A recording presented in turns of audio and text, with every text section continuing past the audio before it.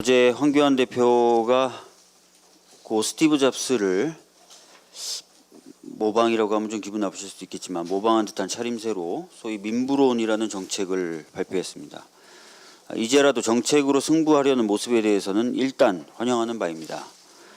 그런데 어제 발표된 민부론에 대해서는 구체성이 떨어진다는 등의 비판적인 총평 이외에도 구체적으로 봤을 때도 우려할 만한 부분이 많이 포함되어 있다는 평가가 나오고 있습니다. 이에 대해서 조금 더 구체적으로 말씀드려 보겠습니다.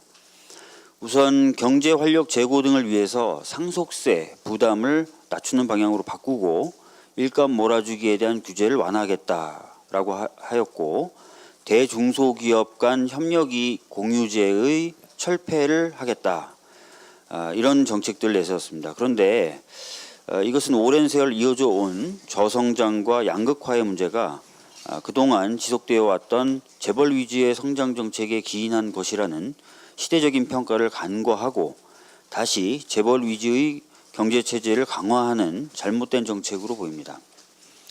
다음으로 노동 정책으로 근로기준법의 근로계약법으로의 전환, 파업기간의 대체 근로 전면 허용, 직장 점거 금지, 부당 노동 행위에 대한 형사처벌 규정 삭제 등을 제시하는데, 이것은 자본주의 체제에서 노동자가 가지는 특수한 지위에 대해 배려해야 한다는 헌법적 이념에 반할 뿐만 아니라 헌법이 직접 규정하고 있는 근로상권을 침해할 수 있어 보입니다.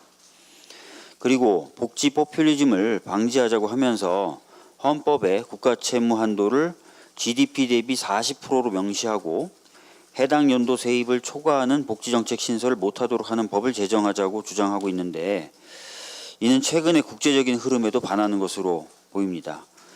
다들 아시다시피 확장적 재정정책과 사회 안전망 강화는 IMF, OECD 등 국제기구들이 적극 권고하고 있는 정책들입니다. 이에 따라서 다른 선진국들도 이런 방향으로 경제적 정책을 추진하고 있는 상황인데, 이런 국제적인 흐름과 상당히 동떨어져 있다고 보여집니다. 정리해보면 구체성도 떨어지고 시대적 평가도 동떨어져 있으며 세계적 추세도 반영하지 못한 정책들이라고 할 수 있습니다. 그런데 이런 자유한국당의 민부론에도 고마워해야 할 부분이 하나 있는 것 같습니다.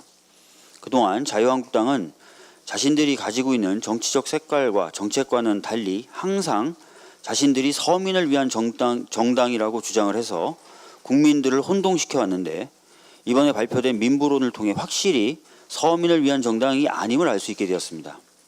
더 이상의 혼동은 없을 것 같습니다. 그동안 추진되어 왔던 친재벌 정책에서 벗어나 진정으로 양극화를 해소하고 경제의 활력을 되찾을 수 있는 길은 우리 당과 정부가 추진해왔던 포용적 성장 정책이라고 생각합니다. 이것을 보다 잘 다듬고 구체화해서 저성장과 양극화의 문제를 해결해 나가도록 힘을 모아 나가겠습니다. 이상입니다.